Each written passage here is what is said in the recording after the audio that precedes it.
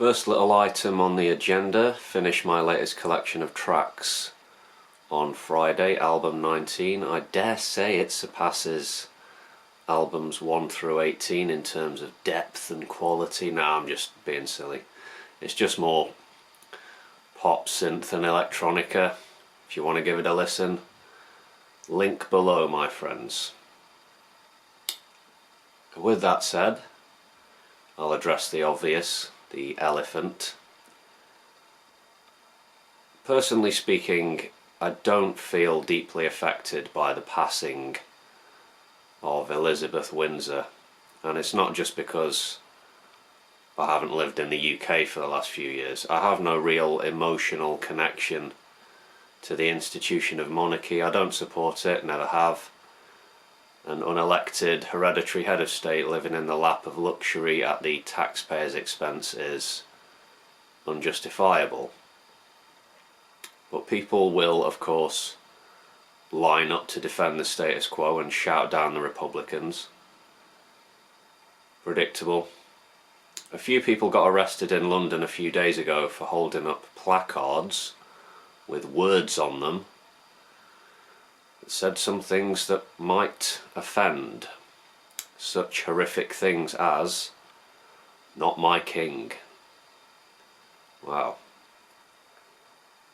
One thing I saw, which doesn't really have anything to do with the passing of the Queen as such, but it pissed me off all the same, was some kid getting roughed up by the cops for shouting something none too complimentary at Prince Andrew. This lad basically got thrown to the ground and then pushed away from the scene, the procession.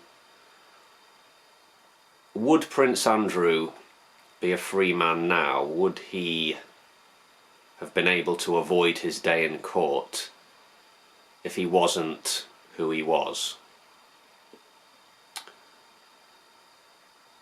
10 days ago, after 70 years on the throne, Elizabeth II passed at the age of 96. Her son, well into his 70s, became king, and the heavy machinery of the British state went into action. The period of national mourning began.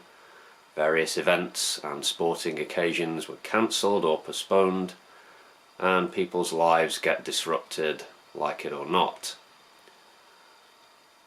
That the Queen was loved and respected is undeniable.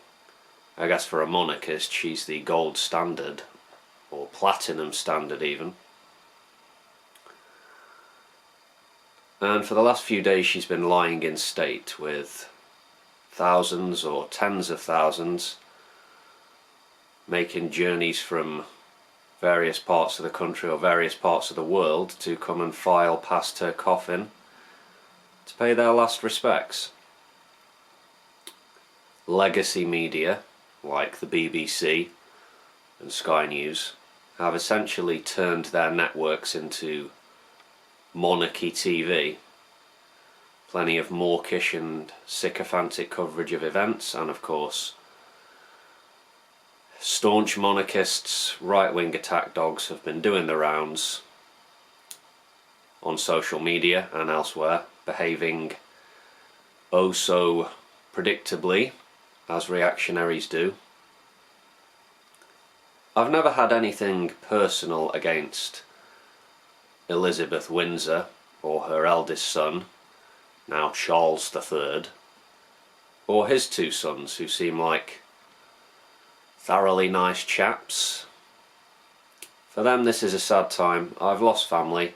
Anyone who's lived long enough has. It's a horrible thing, and for members of the public who really are emotionally damaged and hurt by this, I'm not here to make life difficult for you. I'm not going to mock someone else's pain. That's just piece of shit behaviour. Yeah, the last week or so must have been a logistical nightmare though for the authorities, the powers that be, with diplomats, world leaders and various dignitaries arriving into London for the funeral tomorrow. So the logistical nightmare continues for a little while longer at least. Dignitaries from 200 countries, yeah, basically the world. Yeah. Massive security operation. Hopefully no lunatics will show up and try anything, but you never know. Okay, link to the music below, and let me know if you have any thoughts on the British monarchy, if you'd care to share. And with that said, I'll see you next time, folks. Peace.